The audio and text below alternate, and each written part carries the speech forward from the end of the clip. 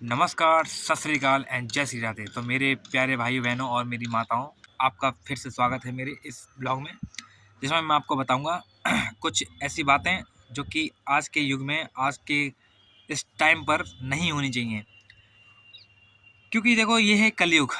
कलयुग के टाइम पे लोग आजकल, मैंने देखा है जब मैं बाहर जाता हूँ नोएडा या दिल्ली वगैरह, तो लोग ऐसे लगता है कि सब कुत्तों की तरह पैसों के पीछे भाग रहे हैं।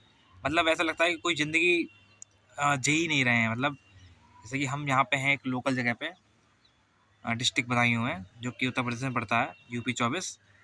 तो हम कम से कम नेचर को देखते हैं। अब शाम को टहलने जाते हैं तो कहीं बसों रोड निकल गए, कहीं कहीं निकल गए, तो मतलब हम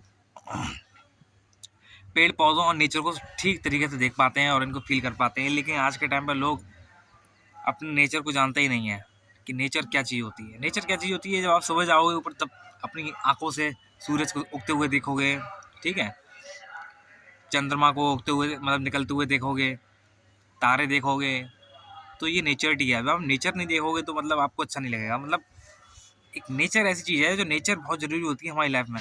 अगर आप नेचर से दूर है, सिर्फ पैसा ही सब कुछ है, तो वही पैसा आप मरने के बाद साथ नहीं ले जा सकते, और पैसा आपको सब कुछ नहीं दे सकता।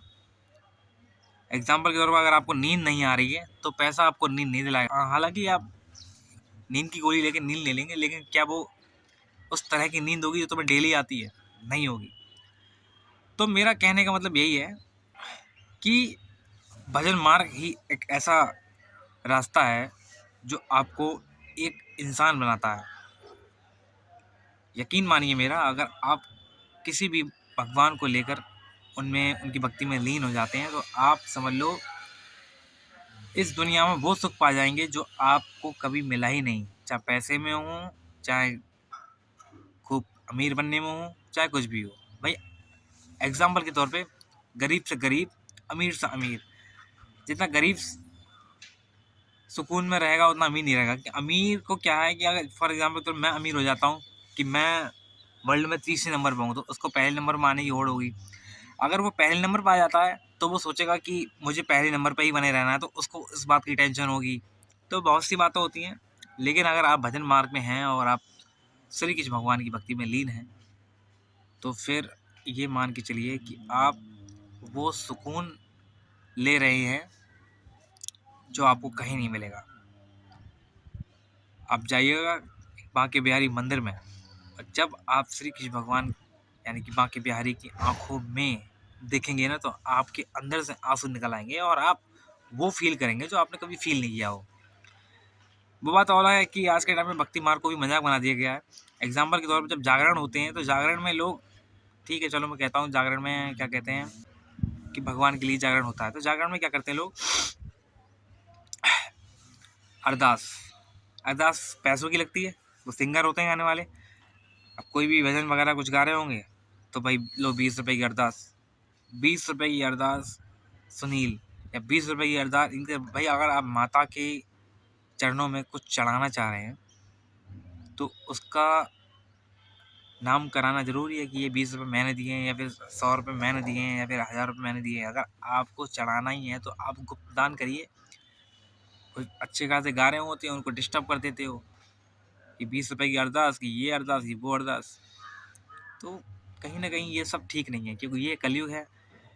और सिंगर भी कुछ ऐसे होते हैं जो जागरण में बहुत ही गलत चीज़ों का प्रयोग करते हैं। पिछले दिनों जागरण था जिसमें एक औरत गा रही थी, तो उसने भगवान बांके बिहारी का एक भजन गा रही थी। तो भजन को बहुत ही, मतलब उसमें नशे वाली चीज़, दारू वाली चीज़ को लेके उसमें मतलब क्या गाया, मुझे बिल्कुल अच्छा नहीं लगा। मुझे तो इतना मन कर रहा था कि मैं उसको सुना दूँ धर के, कि मतलब भगवान का कोई मजाक चल रहा है, क्या चल रहा है मतलब जो है। मैंने उसका रोका भी था, लेकिन उसकी हिम्मत नहीं हुई मुझसे क्वेश्चन पूछने की। मैं उसको क्वेश्चन, मैंने कहा था मैं कुछ पूछूंगा तुमसे, लेकिन वो निकल गई। तो ये सब चीज़ ठीक नहीं है। मतलब जो तुम्हें दे रहा है तुम उसी का मजाक बना रहे हो, तो ये कलयुग है ना। अगर नहीं निकलती है भक्ति दिल से तो मजाक भी मत बनाओ ना। ठीक है यार, जो भी है ऐसा नहीं होना चाहिए। फिर एक दूसरे जेम्स में सिंगर आए, उनने बहुत अच्छा गाया, और जो उस लेडीज सिंगर ने गाया था उसको, उनका भी उनको उसका बुरा लगा था कि उसने ठीक नहीं गाया, वो खुद कह रहा था। जब एक सिंगर है वो अपनी सहपाठी को कह रहा है कि ये सब सही नहीं गाया, तो फिर मुझे तो क्यों बुरा नहीं लगेगा। तो अच्छा नहीं लगा, ऐसा नहीं होना चाहिए। देखो यार, लोगों को लगता है कि भगवान नहीं है। कुछ लोग होते हैं, हिंदू धर्म में बहुत लोग होते हैं ऐसे, बहुत पाखंडी और पापी होते हैं कि कहते हो कि भगवान नहीं है। चलो ठीक है, मान लीजिए भगवान नहीं है, तो भाई तुम कैसे चल रहे हो? तुम्हारी जीवात्मा जो चल रही है वो कैसे जी रहे हो? तुम्हें शक्ति कहाँ से मिल रही है? मैं बस खाली ये जानना चाहता हूँ, क्या तुमने अपनी आत्मा देखी कितनी बड़ी है? नहीं देखी है, लेकिन मैं आपको बताता हूँ कि आत्मा कितनी बड़ी होती है। एक सूक्ष्म जीव से भी छोटी होती है आत्मा, जिसको तुम नहीं देख सकते। वो आत्मा, मेरे ख्याल से गीता में उसको दिया गया है, वो आत्मा जो है तुम्हारे हृदय में निवास करती है। ये शरीर कुछ भी नहीं है। इसको लगता है कि मैंने तुम्हें मार दिया, तुम्हें उसको नहीं मारा, उसके देह को, उसकी बॉडी को मारा है। उसके अंदर, उसके हृदय में जो जीवात्मा निवास कर रही है, उसको नहीं मारा है तुमने भाई। वो तो जिस तरह हम अपने कपड़े चेंज करते हैं, उस तरह वो अपनी बॉडी चेंज कर देगी। इसलिए किसी को नहीं मारना चाहिए, कोई फायदा नहीं है मारने से। और जो लोग कि मुर्गा खा रहे हैं कि बकरा खा रहे हैं, तो मैं उनको बता दूं कि जो लोग ये खाते हैं ना, और वो शेरों के शिकार बनते हैं नेक्स्ट जन्म में, अगले जन्म में। तुमने कभी देखा नहीं है, मैं शायद तुमको वीडियो रिकॉर्ड करके दिखाऊंगा कि कैसे शेर उन बेचारे साधारण से जानवरों को शिकार करता है।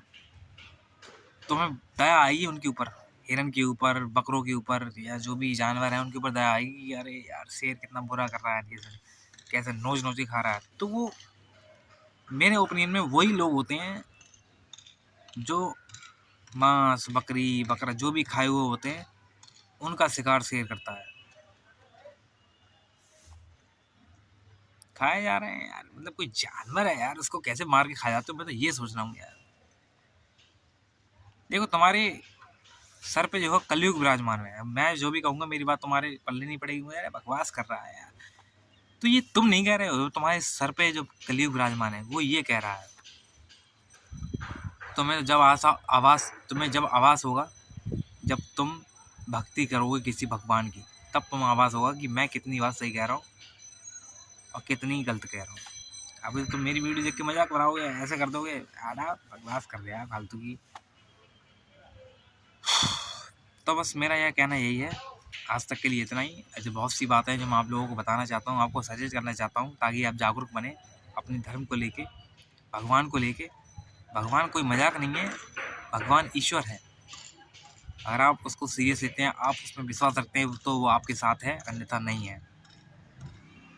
कितनी भी हारी परेशानी आए, कितना भी कुछ आए, अगर आप भगवान पर विश्वास करते हैं तो यकीन मानिए भगवान आपके विश्वास में खरा उतरेगा। ज़्यादा नहीं कहूँगा, मेरे चैनल को सब्सक्राइब करें, लाइक करें और शेयर करें दोस्तों में।